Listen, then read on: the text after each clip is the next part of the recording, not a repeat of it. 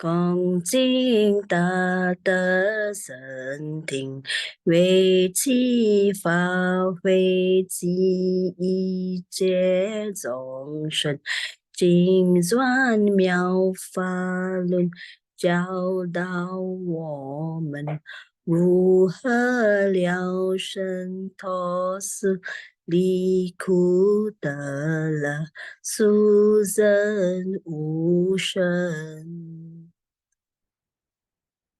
Will the Sangha be great virtue out of compassion for the sake of this assembly and all living beings? Please send the one, the full Dharma will, to teach us how to leave suffering and attain bliss, and end birth and death, and quickly realize non-birth.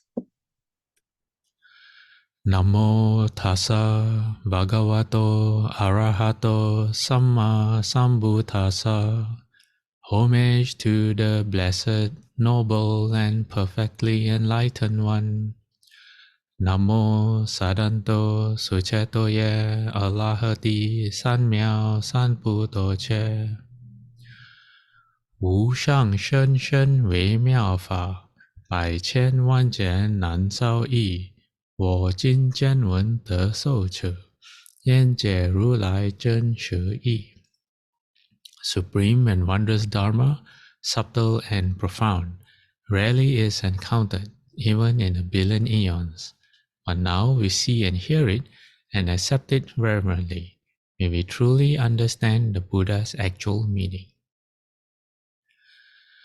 Namo, quelling disasters, lengthening life, Medicine Master Buddha. Namo, quelling disasters, lengthening life, Medicine Master Buddha. Namo, quelling disasters, lengthening life, Medicine Master Buddha. Namo, quelling disasters, lengthening life, Medicine Master Buddha. Namo, quelling disasters, lengthening life, Medicine Master Buddha. Namo, quelling disasters, lengthening life, Medicine Master Buddha. Namo, quelling disasters, lengthening life, Medicine Master Buddha. Medicine Master does come one, Medicine Master does come one, Medicine Master does come one, Medicine Master does come one. Buddhas, Bodhisattvas, Venerable Master, and all good knowing advisors, Amitabha. Welcome back to our lectures on the Dharma using the Medicine Master Buddha Sutra as our foundation, like a map. You open up a map, tells you where to go. That's what we're using the Medicine Master Buddha Sutra as. So, as usual, every time when we begin, I ask if anyone has any questions. And also, I have another request, because last, I think 2 lectures, I had a lot of slides. And I think I spoke a bit too quickly, a bit too fast. So if I speak too quickly and some of you may not be able to catch what I'm saying, just please, it will be very helpful, not just for me, but for everyone. If you can unmute your microphone and say, Fasha, can you repeat that? Or could you please slow down? Okay. All right. So Ron has a question. Ron's question is about merit increases with the with purifying of the sense faculties. How does one purify the sense faculty? Ron, do you remember where you read that from?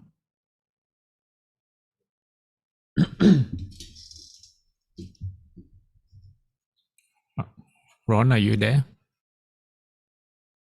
Oh, let me see what happened. Sorry about that. I read that, but I forgot to write down what the source is. Okay, all right. Okay, I can explain later. Does anyone else have any questions they want to ask? No? Okay. In that case, I'm going to mute you, Ron. All right. So where we are this week in our investigation of loving kindness or metta. Again, why is metta very important? Well, if you meditate, say either you count your breaths or you practice the Hua To method or you recite Amitabha Buddha's name, and you've never been able to enter concentration, you've never been able to enter Chan, or the first dhyana at least, well, it's because you don't have a foundation of loving kindness. You can do a lot of other things, okay, but if you don't have loving kindness, which is under right intention of the Noble Eightfold Path, you cannot, how you say, according to the sutras, you cannot enter and remain in the first, even the first dhyana. So that's why the loving kindness is so important. Because why? In the Amitabha Sutra, it says, Nian Isin Puluan 1 to 7 days. If you can recite with one heart, unmoving, one mind for 1 to 7 days, that means the first dhyana. All right, then that's how you get to the pure land, pure mind. All right, okay. So last few weeks we have looked at how we can overcome resentment, because when we practice loving kindness and we start to expand loving kindness, or even before you get good at loving kindness, sometimes there are people that you just don't like, and it's normally people you don't like who tend to linger in the mind. You generate thoughts more of people that you don't like. Their strength is very strong. So it can prevent you from the practice of loving kindness. So if we look at how to overcome it, we can strengthen our practice. We can not accept insults. We can find a positive quality in that person, because there's always something good we can find. We realize that we only harm ourselves if we don't like certain people. Gratifying the enemy, that was a funny one. And then according with the Dharma, and then giving rise to compassion, that is very powerful, because that is a bodhisattva practice.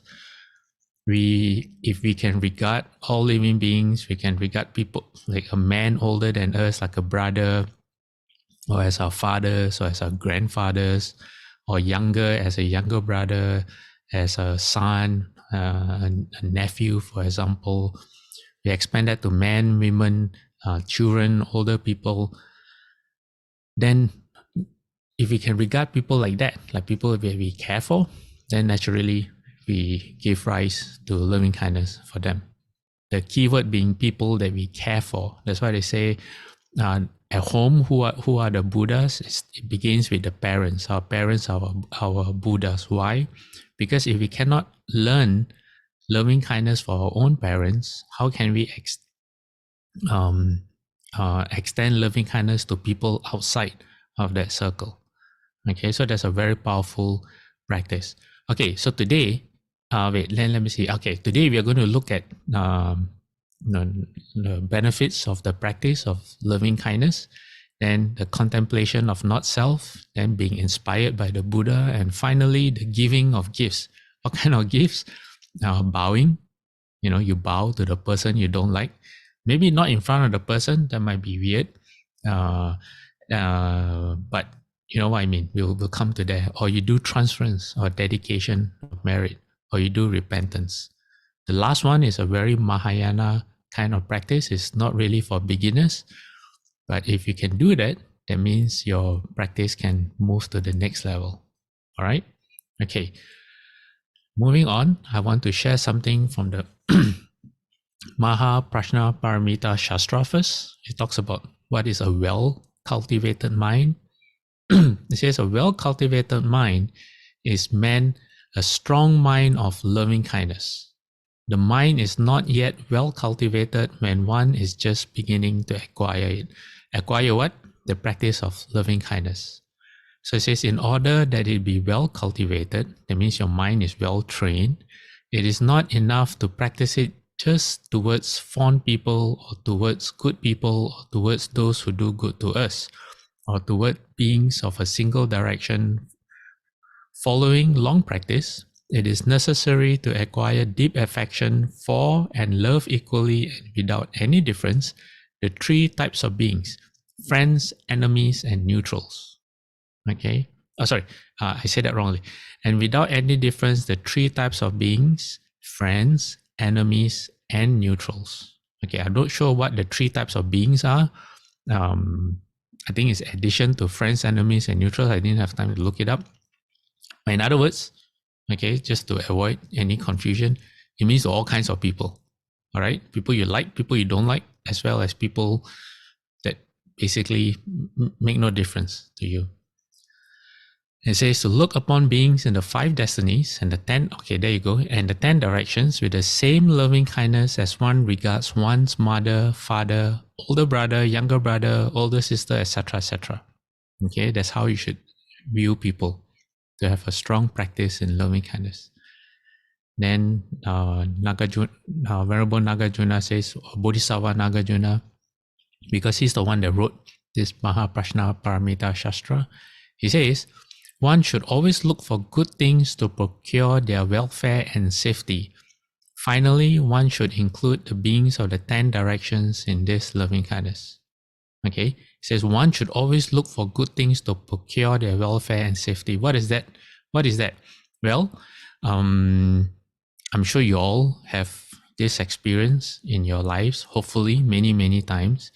It's when, say, you find a new place, you find a new restaurant, this place selling a certain kind of food, and you go in and you eat and you say, oh, this food is so nice. And immediately you think of someone you care for, maybe your parents or your best friend, you know, or you think of your teacher and you say, oh, I must bring them here, I must introduce them to this restaurant because this food is so nice. Yeah. For me, it was when I was growing up, there was this restaurant, and not very far from my parents' house, from my house where we were staying. And this place was selling Fujian food, traditional Hokkien or Fujian food. And as a Hokkien family, it was very interesting to us to be able to eat this food. And then we would bring people that were friends to introduce them to this wonderful restaurant. Yeah, so something like that.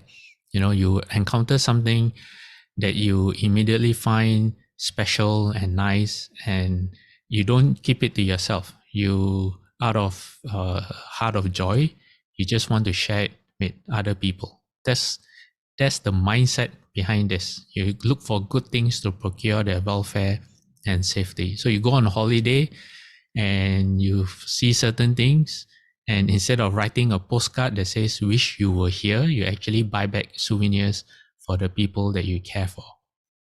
All right, so that's being, in a word, if I'm looking forward, it will be sincere in your feelings of affection and care and respect, and what's the last word? I have the word in my mind. Veneration. Yes. Sorry, Ron? Reverence, right? Yes. Yeah. Yeah, I mix up the V and the R. So veneration. Okay. All right. Then we go back to our main text that we are using for this topic of loving kindness, which is the Visuddhimagga, or the path of purification.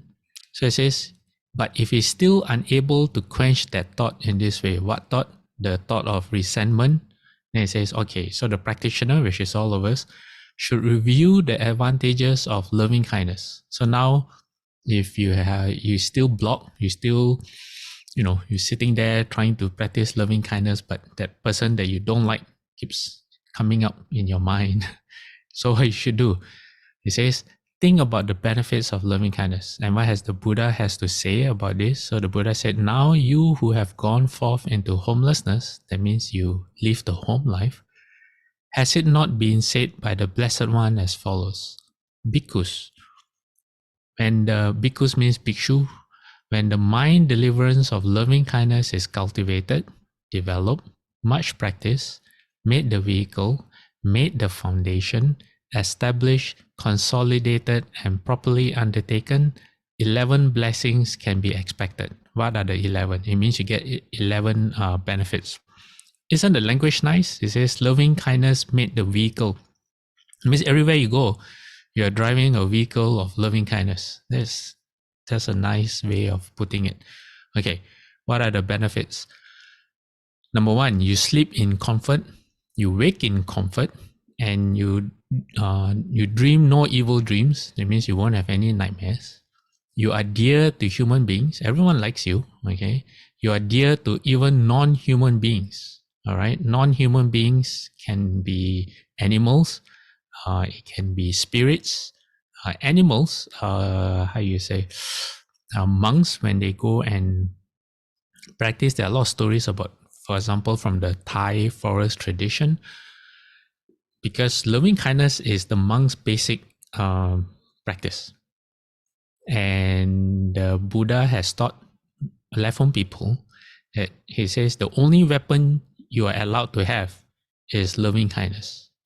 So when monks go into the forest and there are all kinds of animals like tigers that can kill you, snakes, centipedes, and even spirits that will try to, not all spirits like monks. So sometimes you go to a wrong place, there are spirits that try to chase you out. There are many stories like that happened to the Buddha before. Your only weapon is loving kindness. And if you practice it well, you'll be left alone. And if you practice it really, really well, when you leave that place, because usually monks don't stay in a place longer than 3 days, traditionally, when you want to leave, the local spirit will actually ask you to stay, because the stories in the sutras are that the local spirit says that when you have practiced loving kindness, the whole place became very peaceful. Everyone was affected. And if you leave, then everyone will start fighting again. So can you please not leave? So that's what happens. Okay, continuing, you have deities, the devas from the heavens will guide you. Fire and poison and weapons do not affect you. Fire and poison and weapons, you can take it two ways. It can be literal or it can be metaphorical. All right, that means your thoughts. Your mind is easily concentrated. The expression of your face is serene. You look very peaceful and calm. You die unconfused. And the Buddha says, if the practitioner penetrates no higher, he will be reborn in the Brahma world. So that kind of brings us full circle. Why are we even talking about loving kindness? Because it's not really mentioned in the Medicine Master Buddha Sutra.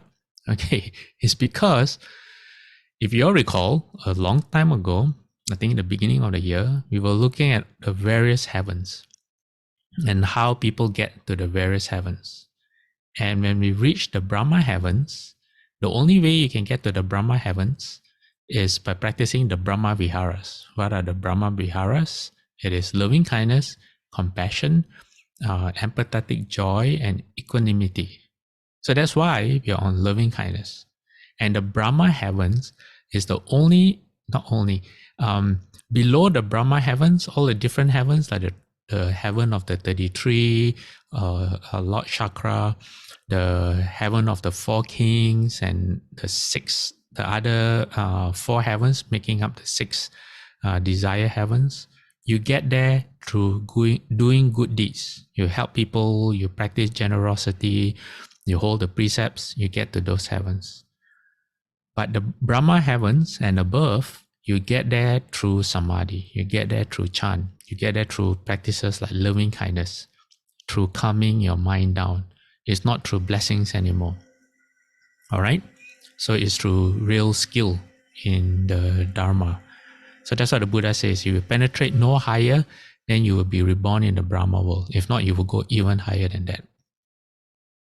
So, if you allow people to disturb your practice of loving kindness, then you don't get all these advantages at all. Okay? All right. And also, if you have read the Pumen Pin, okay, the Universal Door chapter of Guanyin Bodhisattva, this passage will seem really, really familiar. You know, you get the protection from spiritual beings, fire, poison, and weapons will not affect you, right? That is straight out from the Pumen Pin or the Universal Door chapter of Guanyin.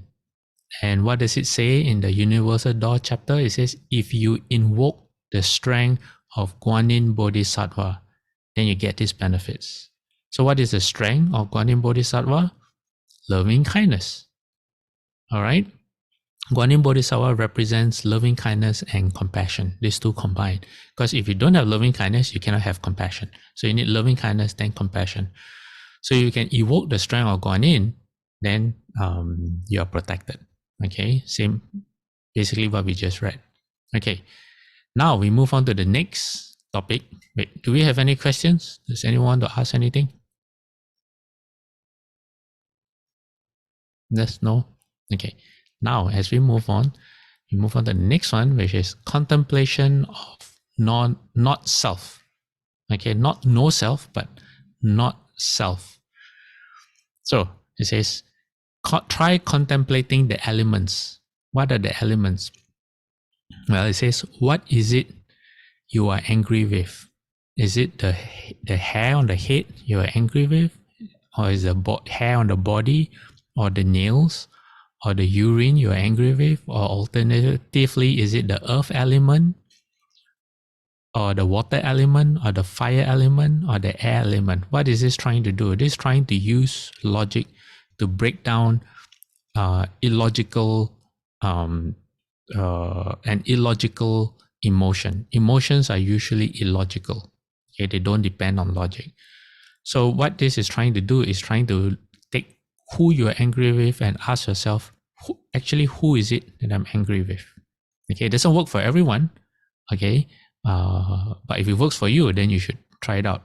Or if you don't know, you should try it out regardless. Okay, this is called the contemplation of self. It says, or among the 5 aggregates or the 5 skandhas, or the 12 bases or the 18 elements, with respect to which this venerable one is called by such and such a name, which then is it the material aggregate you are angry with, or the feeling aggregate, the perception aggregate, the formations aggregate, the consciousness aggregate you are angry with? Okay, what is this? 5 aggregates, we just read it. Form, feeling, perception, formation, and consciousness, right? What is that? That's the 5 skandhas. Shufu says that's mistaking.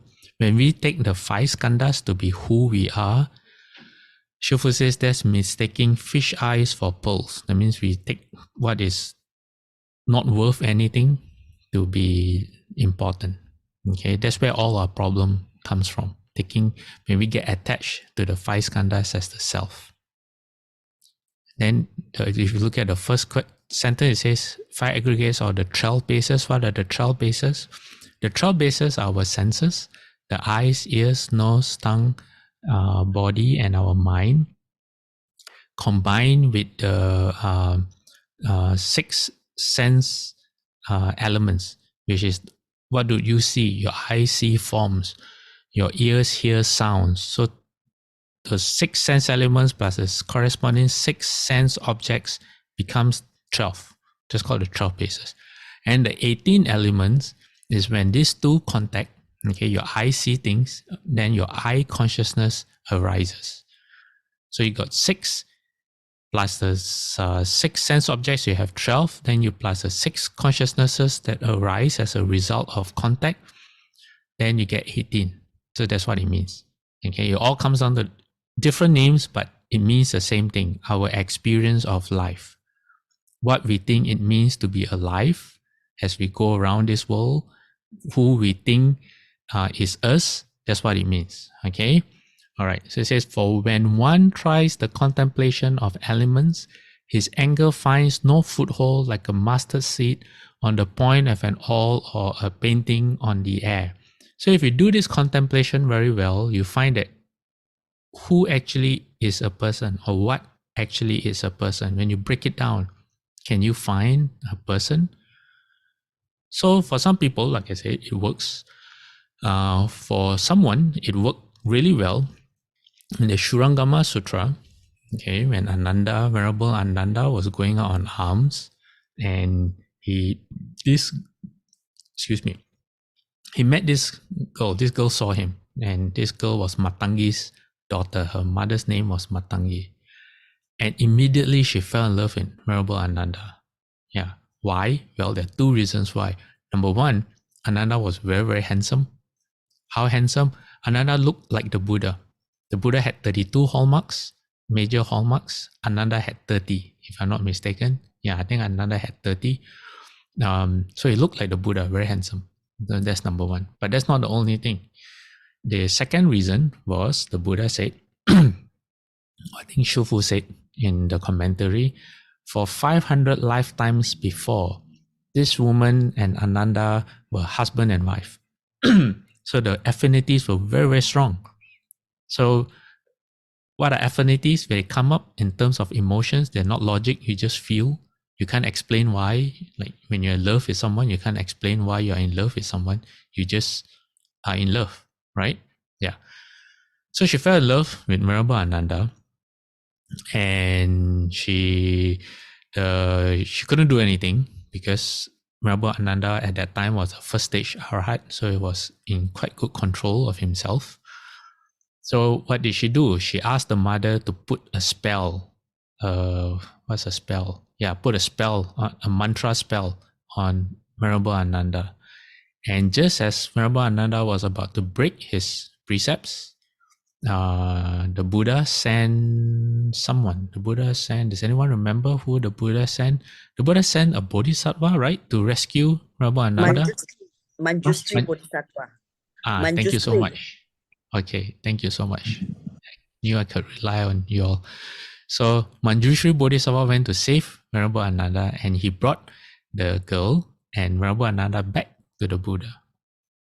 So the Buddha began questioning the girl, and the Buddha asked the girl, "Oh, you love Venerable Ananda? What is it that you're in love with? Is it his eyes? If it's his eyes, I can take off his eyes and give it to you. Is it his face or something?" So the Buddha broke it down for her, and obviously it worked very well. Why? Because she became a third stage Arhat on the spot. She became a once returner. Non-returner. She became a third stage Arhat. Okay, let's put it as that. She became a third stage Arhat. At that time, Venerable Ananda was still remained a first stage Arhat, but she became a third stage Arhat. All right. So you never know this kind of contemplation. All right. Okay.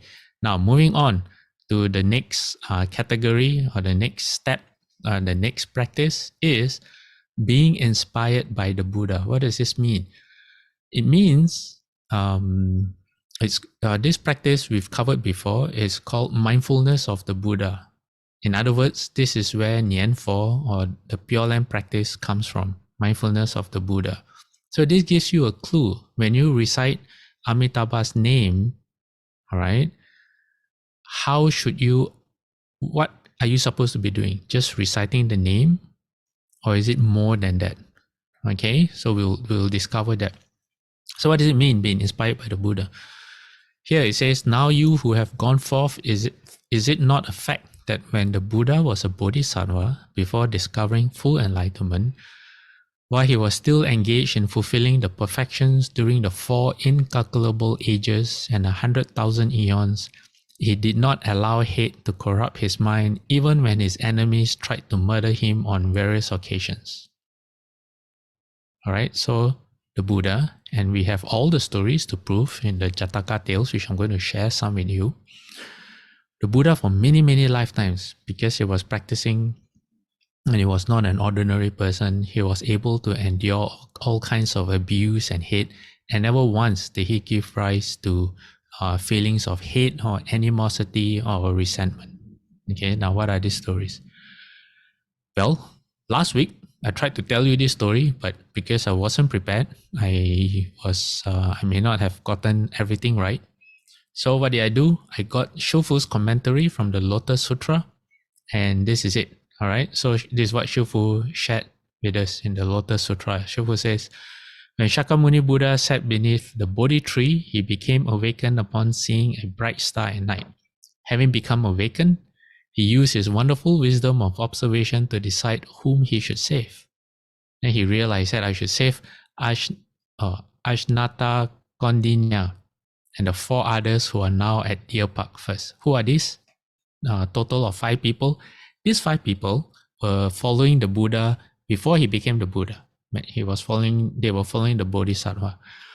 And at that time, the Bodhisattva was practicing very ascetic practices. He was eating very little until he had no flesh left, just skin and bones on his body. And he took it to the extreme, where he realized that if he continued with such practices, he would die without getting enlightened. Why did the Buddha or the Bodhisattva do that? To show us that that is not the way. Why? Because in other religions, that's what they believe. If you punish the body, you can find atonement, or that's the way to salvation or to be safe.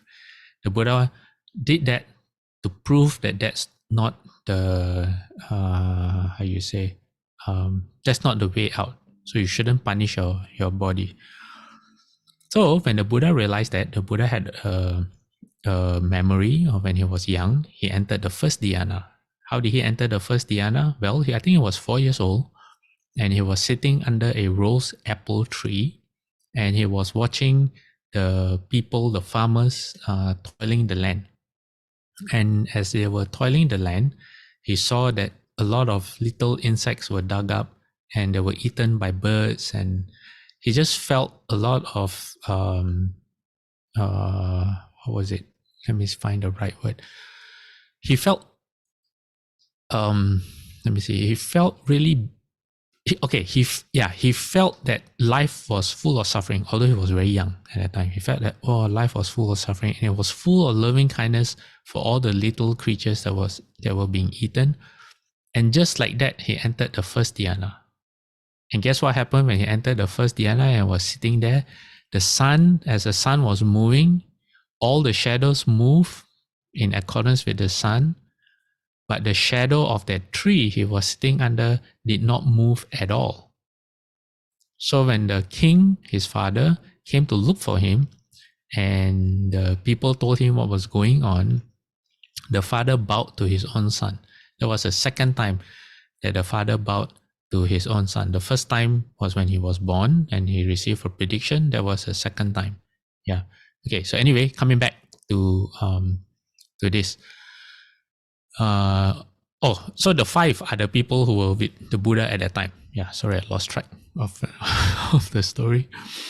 So when the Bodhisattva realized that extreme practices or mortification of the body was not the way, and he recalled the first dhyana, he took a bowl of milk porridge from a woman who offered him a golden bowl. And when these 5 companions saw him taking the milk porridge, they said, "Oh, he has abandoned the ascetic practices. We will no longer follow him." So they just abandoned the Bodhisattva to himself. Yeah. So these are the 5. Okay. So after the Buddha got enlightened, these 5 people were the first 5 that he saved. All right. Okay.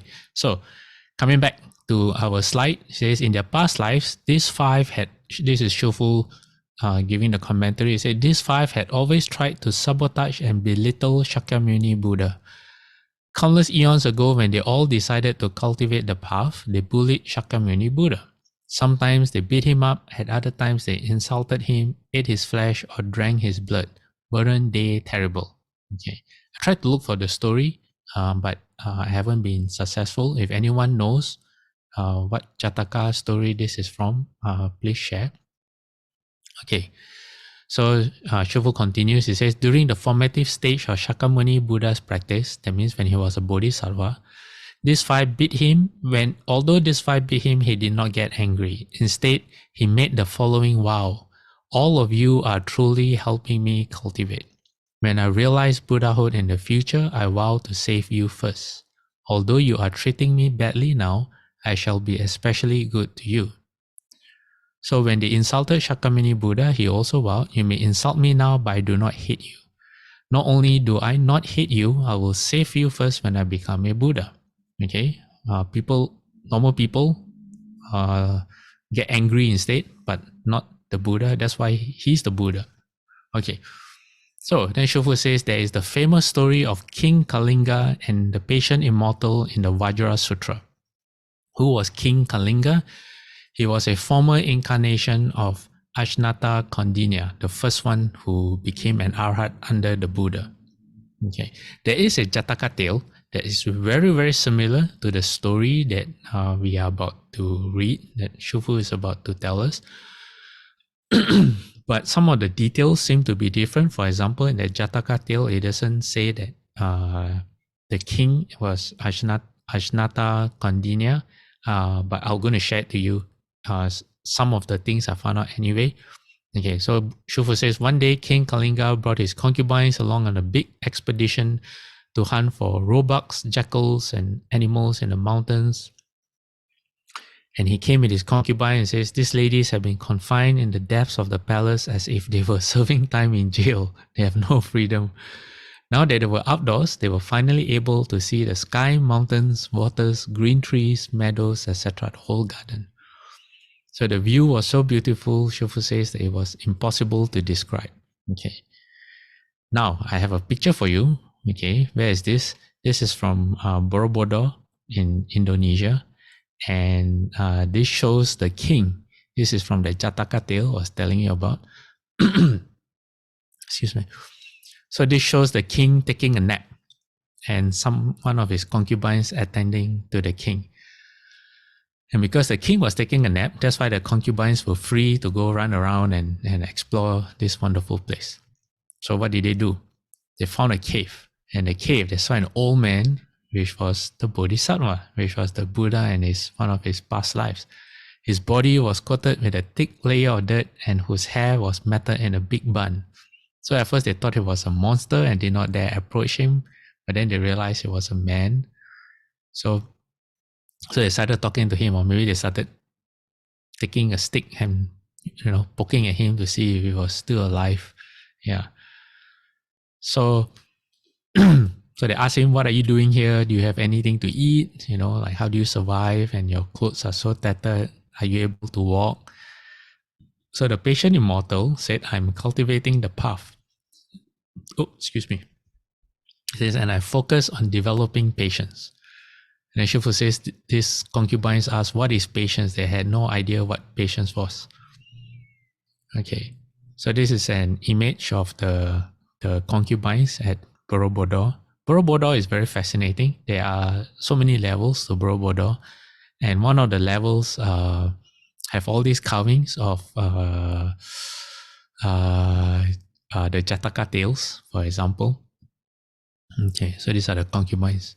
Then the patient immortal or the Bodhisattva answer, it says, having patience means no matter how impolite people are to you, you do not get angry or upset. Everything continues as if nothing had happened. He then explained to the ladies methods of cultivating patience, kind of like how we are trying to learn how to cultivate loving kindness. He was happy to teach, and the ladies were eager to learn. These court ladies who had never heard such wonderful Dharma before were enthralled. Soon the speaker and his listeners were so focused that they were oblivious to what was going on around them. If you listen to the sutra lectures attentively, you will not notice anything around you either. That's what Shufu says. She would say, if you do not seriously listen to the sutra lectures, then you will hear everything that's happening on the street, the tourists passing by, and the loudspeaker at the Chinese Times announcing how their newspaper came out. Well, at the time when Shufu was giving this lecture on the Lotus Sutra, they were still at Gold Mountain. So Gold Mountain in San Francisco is a very busy place. And downstairs, there was a lot of shops going on. So that's what Shufu is referring to. Shu says, you are able to listen to the sutra lecture with rapt attention, you will not hear any of the sounds coming from outside. So Shu says, the immortal was so absorbed in teaching the practice of patience that he did not hear King Kalinga walking towards them. The king, who was probably used to playing pranks on his concubines, crept towards them slowly and stealthy. How do you pronounce that? Stealth. Okay, you all can read the word for yourself. Okay, all right. So this is a carving of the one of them is the king. I think the one in front is the king, and he's supposed to be approaching the place, and to the left, behind him, his guards, and they're all holding. You can see holding weapons in their hands. Yeah. Stealth thief.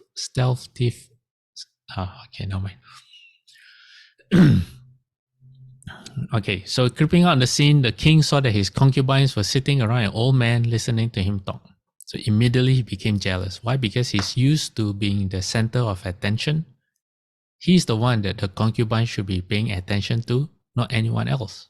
So immediately he became jealous. So he asked loudly, he said, what are you talking about? Okay, then we have another stone carving. On the right is supposed to be the patient immortal. All right. Then from the middle to the right are the concubines. And then if you look at the left, number 1, 2, 3, the body number 3, holding that sword. I think that's supposed to be the king, or supposed to be the king's bodyguard, one of them. Anyway, I think the king is behind the one holding the sword. Yeah, something like that. So the one on the left, those figures are the king and his bodyguards. In the middle are the concubines, and then to the right is the patient immortal. Okay. So he replied, I'm teaching them the Dharma door of patience. And then the king said, oh really? Patience? What do you mean you have patience? So then the king decides to test the bodhisattva. He says, if you are patient, that means you can endure any kind of pain, doesn't it? He asked the patient immortal. So he answered yes. So he said, okay, I'll cut off your hand with my sword and see what happens. And he did. He cut off his hand and he said, does it hurt? And the answer was no. And so you know the story, so I won't go line by line, all right? So he kept on challenging the patient immortal, and he couldn't believe as he was chopping off his hand, and then he chopped off the other hand, and then he could not believe that the bodhisattva was not angry. Why? Because he would become angry himself. If it was him, he wouldn't tolerate anyone challenging him at all. Not to mention cut off your arm, but if someone were to scold the king. So he can only see it from his perspective. He doesn't know any other perspective. Yeah. So he cut off his foot then. And I asked, does that hurt? Then the patient master said, no, it's nothing. He says, nothing? Do you hate me? He said, no, I don't hate you. Okay, so it goes on. He cut off the hands, and it started to cut off the feet, all the while not believing the bodhisattva. And then he went on. He said, do you hate me? He said, no. He says, okay, I'll just read. He says, I'm convinced. The king said, that's just what you say. You dare not admit that you hate me because I'm a king. No matter how much it hurts, you continue to lie because you don't dare tell the truth, right? Then the patient immortal said, wrong. If I truly don't hate you, my hands and feet will grow back. If I do hate you, they won't. And as soon as he said that, his hands and feet did grow back, like a miracle. That's called a declaration of truth, like I said last week. The declaration of truth is when you are it's kind of like a miracle will happen when you're 100%, 110% sure that you are pure in that sense, and you can make a statement of truth. Yeah. I'm not sure how it works. I don't understand the mechanism, but it's been done by the Buddha in his past lives many times. Why? Because the Buddha was really pure, so he could do that. Okay, so what happens? It says, by this time, all the Dharma protecting spirits were so furious with the king that they sent down a great hailstorm, pounding King Kalinga mercilessly. And the patient immortal interceded on the king's behalf, saying, don't blame him. He came to test me, helping me accomplish the practices leading to Buddhahood. In the future, when I become a Buddha, he will be the first person that I will take across to Buddhahood. He will be the first to become awakened. All right, so that's how you become a Buddha, with that kind of mindset. Even when someone wants to take your life, or provoke you to the maximum, what you do instead? You make a vow. You make a vow that when you become enlightened, you will save him. You have totally no ill feelings at all.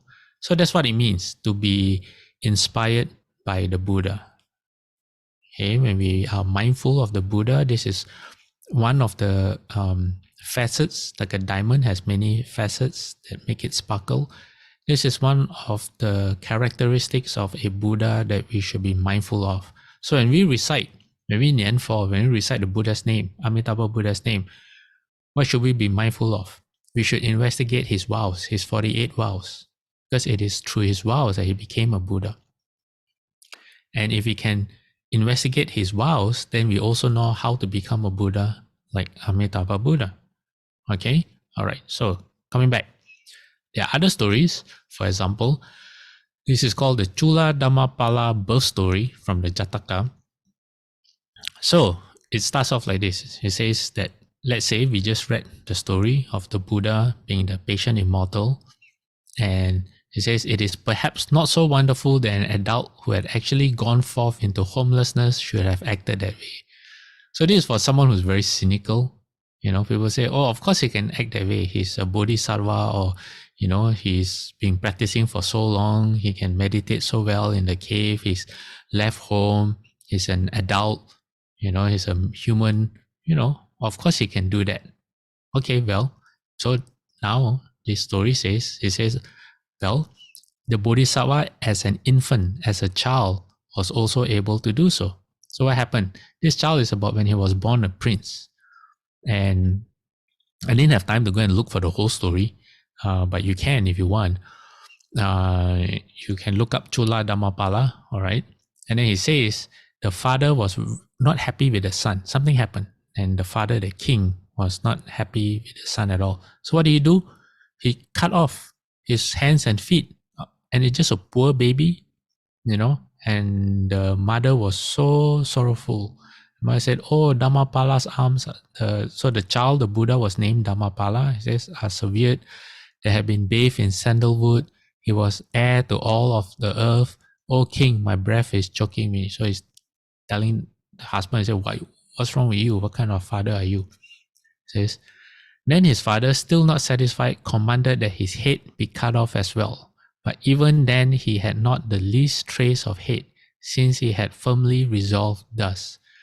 So what did the bodhisattva think? What did the child think, the baby? He says, now is the time to restrain your mind. Now, good Dhammapala, be impartial towards these four persons. That is to say, towards your father who is having your head cut off, the man who is beheading you, your lamenting mother, and yourself. So this is one of the great practices of loving kindness, where your loving kindness is equal, not just for yourself, but for people who are harming you and people who are not harming you as well. Your loving kindness does not discriminate. Yeah. All right. So you had him as a bodhisattva they had the Buddha in a past life as an ascetic, someone who could meditate in a cave when he was a baby. Okay, now in the Visuddhimagga, he says, okay, well, if you're still not impressed, so he says, it is perhaps not so wonderful that one who had become a human should have acted in that way. Well, he says now, when he was an animal, that's what the Buddha did as well. When Bodhisattva was the elephant Chadanta, he was pierced in the navel by a poisoned shaft. But even then, he allowed no hate towards the hunter who had wounded him to corrupt his mind. So what happened? It says the elephant, when struck by the stout shaft, a poisoned shaft, not just a stick, but a stick that had poison on it. He asked the hunter with no hate in mind. He says, what is your aim? He said, what are you trying to do? What is the reason why you kill me thus? What can your purpose be? So then the hunter replied, he says, sir, I have been sent by the king of Kasi's queen to get your tusk. So the king ordered the hunter to get the tusk of the elephant. And when the elephant had been told in order to fulfill her wish, he cut off his own tusk whose gorgeous radiance glittered with the flashes of the 6 colored rays and gave them to him. So even as an animal, the Buddha was able to do that. Then there are so many stories. Okay, there's another story, the great monkey. Okay, when the Bodhisattva was a monkey, he rescued a man had fallen down into a chasm, a rocky chasm. So the monkey, being more agile, being more stronger and can climb, he went down and actually helped this man. But this ungrateful man looked at the monkey and he says, now this monkey, like other forest animals, is food for humankind. So why then should a hungry man, meaning himself, not kill the monkey or the ape to eat? So all he saw, despite the monkey saving him, was this is food. So what do? He says, I'll travel independently, taking his meat as provision. Thus I shall cross the ways, and that will furnish my, I don't know how to pronounce, viaticum. What is viaticum? That word, I think the translator at this time, this story was translated, I think in the early 1900s or the 1800s, very long time ago. So his English is very old English. Viaticum means when you embark on a journey, usually it's a religious journey, like in Christianity. It's the food that you bring with you to make sure you don't die. That's what viaticum means, provisions. Yeah.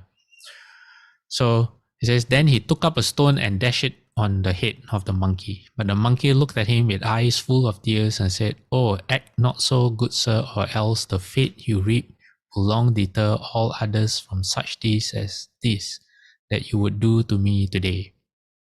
And with no hate in his mind, so the monkey didn't die, thankfully, and regardless of his own pain, he saw to it that the man reached his journey's end in safety. So not only after the man tried to murder him, did he feel no hate towards the man, but he helped the man reach his journey instead. Yeah. Okay, then I have more stories, but I'm just going to quickly show you the slide. Two times the Buddha was born as a dragon king, or a royal dragon, that means in the royal household. Maybe not the king, maybe a prince, I'm not sure. So one day, once when he was named Buddhadatta, he had taken the 8 precepts. So there's no ordinary dragon. He had taken the 8 precepts and he was lying on the termite mound, and then he was caught by sprinkled with medicinal charms, resembling the fire that ushers in the end of an eon. I'm not sure what's that. And was put in a box and treated as a plaything throughout the whole of Jambudvipa. Yet he had no trace for that Brahman. So as the next slide will make more sense. So in verses, the Buddha was recounting the story. He says, when he was Buddhadatta, a Naga of great psychic power, together with Virupaka. Virupaka is a great dragon king.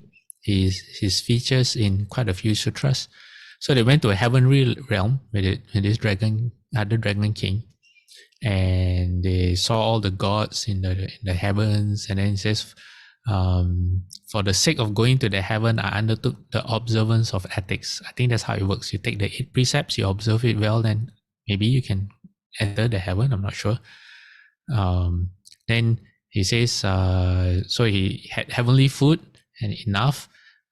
He laid down on the termite mound, thinking, my outer skin and inner flesh, sinews and bones, whoever has use for them, they're already given, please take them. So he made an offering of his body to the termites. Then he says, while he was lying there, the ingrate Alampayana grabbed me. He threw me in a basket and made me perform in places all over. Though thrown in a basket and crushed by his hands, I did not get upset for fear of breaking my ethics. So he had taken the 8 precepts, and to him, observing the precepts was more important than his own life. Yeah. So he says to transgress his ethical principles, meaning the precepts, was like overturning the earth. In 100 successive lives, he would not give up his own life. He said he would not even violate his ethics for the sake of the 4 continents. That's how important to him the precepts were. Okay, so there are other stories, but I shall not share them today. Maybe next week, maybe not, because they are more or less repeats of the Buddha showing by example how to practice patience and loving kindness. Okay, so now we come to Ron's question. Ron's question is, merit increases with the purifying of the sense faculties. How does one purify the sense faculties? Okay, sense faculties is what? Eyes, ears, nose, tongue, body, and mind. Those are our sense faculties. And what happens is that when we go through our everyday life, we create karma through whenever we get a sensory input, whenever we see, hear, smell, touch something, or we think of something, and then through our thoughts, through our actions of the body, and through the things that we say, our speech, we create karma. So if our intention is unwholesome, if we have bad intentions, then we create impure karma. All right, so you all got that so far? All right. So how do we make sure our intention is pure? Loving kindness. Okay. If you look at the Noble Eightfold Path, it talks about right intention. Before you even talk about holding the precepts, it talks about right intention. What is right intention? Right intention, and this is how you create merit. Okay, you say transfer merit. You want to know what merit you have? Okay, you look at your intention. Right intention, you need 3 things, or at least some of it. Okay, first, you need to have the intention of renunciation. You want to reduce your desires and reduce your attachments. Renunciation. If you have that in mind, you have the first component of right intention. What is the second component? Loving kindness. All right.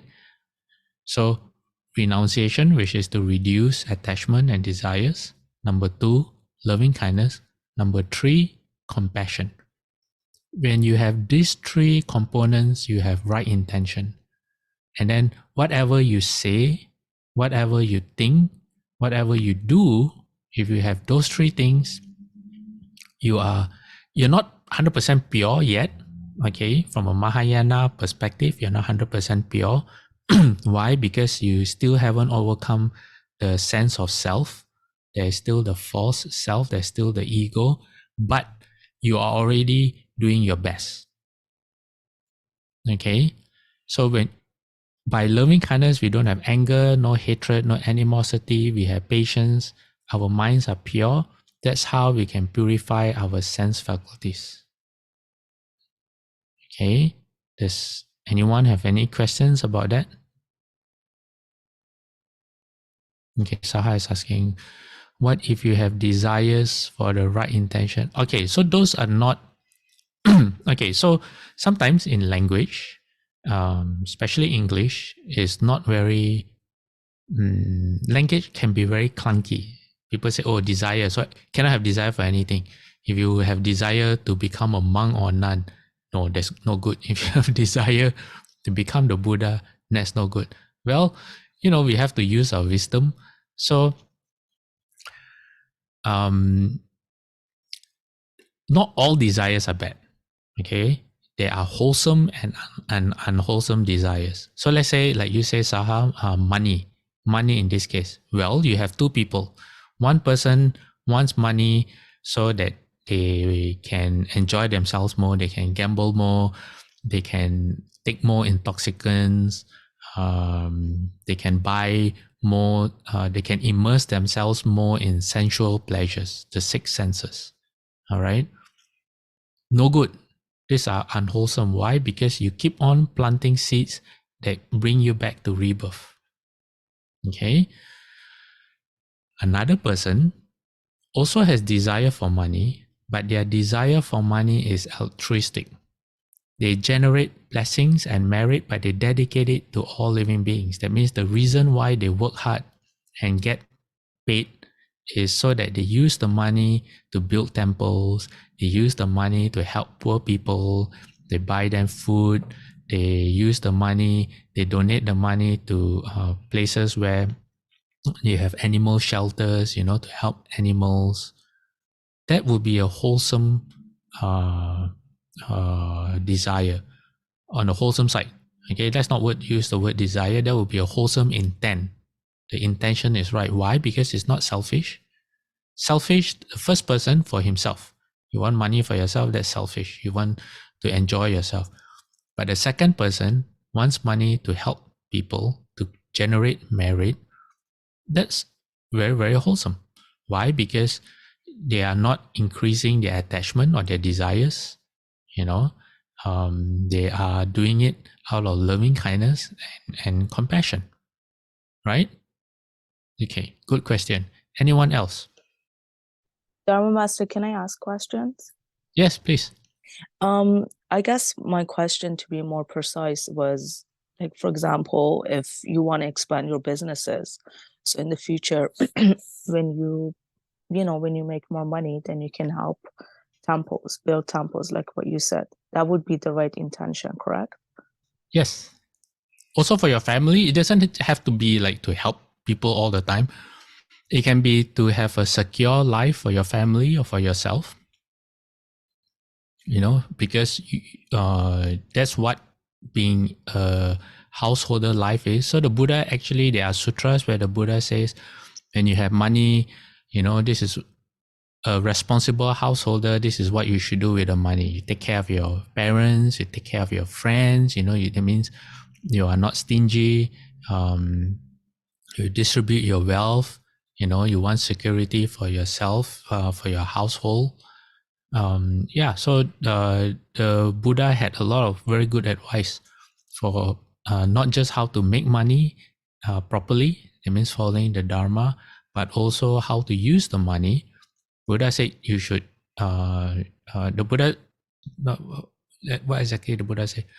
Like using the money to enjoy yourself, to have good food and all that are okay things. Yeah. Of course, if you're a monk or nun, the Buddha is not going to tell you to do that. But if you're a householder and you have children and parents and all that, that's seen as a good way to fulfill your responsibility. Yeah. Maybe next week I can share the name of that sutra. I know the name. It is the no mind. I'll share it Dharma next week. Master, I think the name of the sutra is Vilamakatri Sutra. No. This it could be Vimalakati. I think it's Sigalovada Sutra. Yes, that's the one. Thank you so much. Yeah, it's known as the Sigalovada. Sutra. Yeah, Sutra of precepts for lay people, something like that. Yeah, it's very famous. Sigalo. Let me see. Hold on. Let me find it right now. Sigalovada. Sigalovada Sutra. Okay.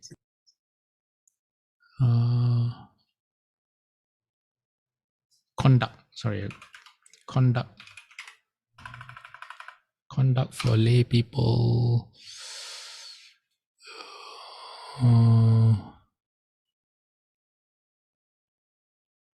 Maybe I'll share it next week. Yeah, why don't I do that? I'll share that next week. And in our WhatsApp group, I can share, and also in the WeChat, I'll send to Abel, and Abel can send to whoever is interested. That is a very important sutra for lay people, because the Buddha talks about how to be a good husband, how to be a good wife, how to be a good employer, how to be a good employee, how to take care of your friends, how to recognize who are good friends and who are bad friends.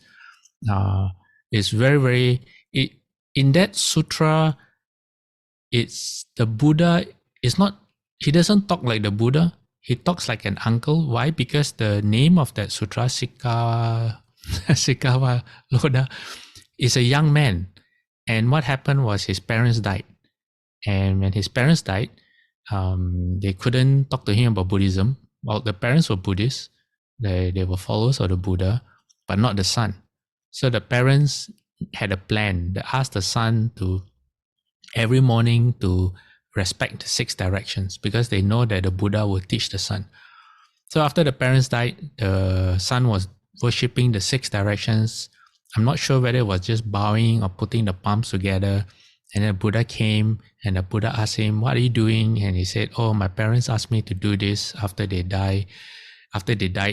And then the Buddha started to explain to him, what actually are the 6 directions. The first direction is parents, and the second direction is teachers, and so on. And so the voice of the Buddha isn't like the Buddha, like talking to the monks. Sometimes he will scold the monks.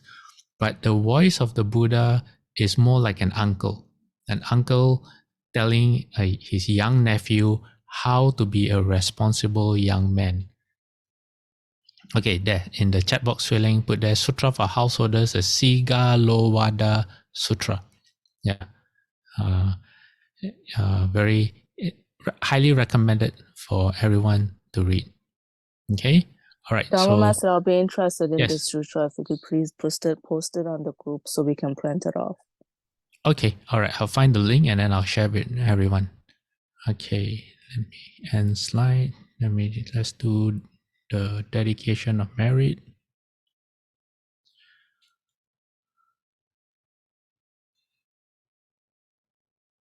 Okay, everyone ready? I'm gonna put my palms together.